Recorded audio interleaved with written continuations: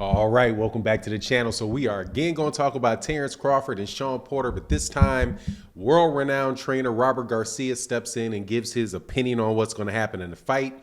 And in short, he doesn't think it's going to be a close fight, and Terence Crawford's going to make a big statement.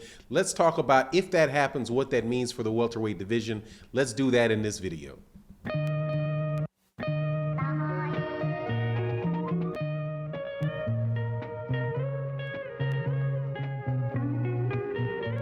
All right, welcome back, welcome back. So Terence Crawford and Shawn Porter fight, and I don't care if anybody says I make too many videos about this fight. It is one of the best fights that are going to be made this year. And after having watched a whole bunch of boxing that I didn't want to watch, I am going to absolutely positively revel in the fact that this fight is going to be made. I had been pushing through this channel for several years to get the fight to be made because I thought it was a perfect opportunity for Terence Crawford to fight people over there in the PBC and for us to get a step closer to an undisputed champion in the welterweight division. Terence Crawford is absolutely positively one of the best fighters in the world. I've got him as my #1 pound for pound fighter in the world over Canelo Alvarez, primarily because Terence Crawford has not been tested positive for performance-enhancing drugs.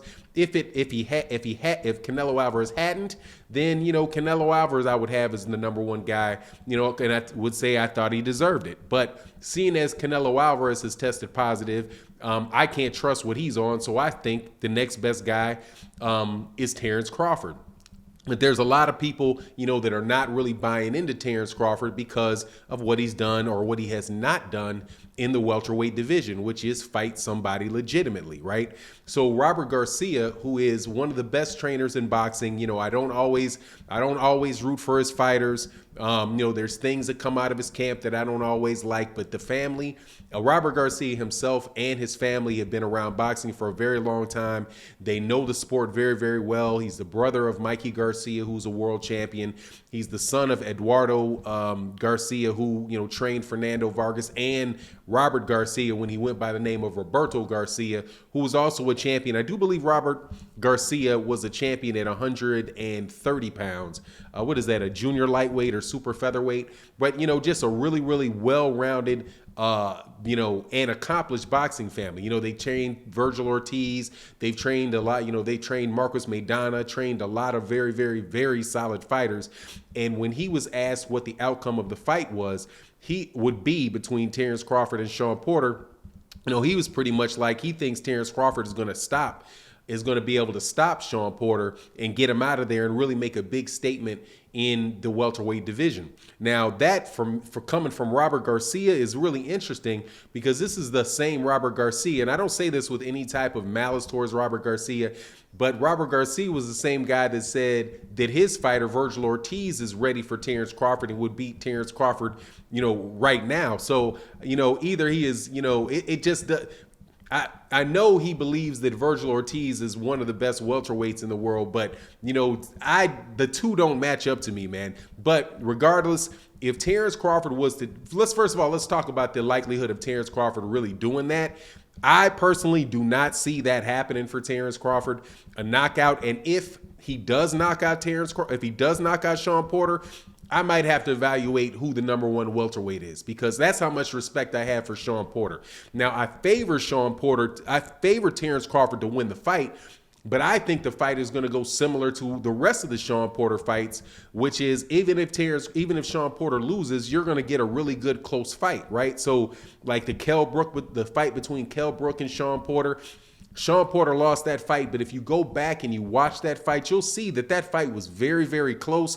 It was pretty much, the difference was, a few jabs here and there in some rounds, and the fact that, I think Kell Brook really got away with a lot of holding in that fight. And but I think Shawn Porter now versus when he has the fights in the style and, makes the same progression, that he's made, if he had been the same Shawn Porter and now back then, I think he would have beat Kell Brook.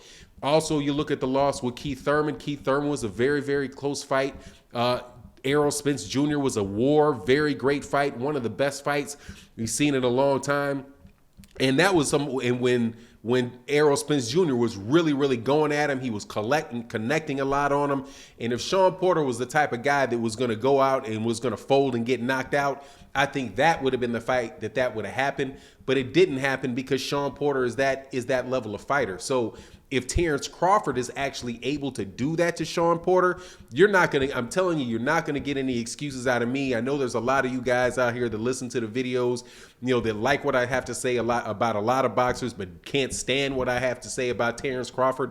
I'm telling you right now, if Terence Crawford knocks out Shawn Porter, I'm going to give that guy 100% full credit for that win. It's not going to be something where I turn around and say, oh, Shawn Porter was older or something like that. It's just not going to happen. I believe Shawn Porter's as good a fighter right now as Shawn Porter has ever been. And plus, it doesn't matter who Shawn Porter fights. That fight is going to be difficult because Shawn Porter is one of the top welterweights out there. And I don't think that there's a lot of separation between these welterweights. I think that these guys are a lot closer in skill than a lot of people, want to admit, right? So like Shawn Porter is not that far away from a Keith Thurman.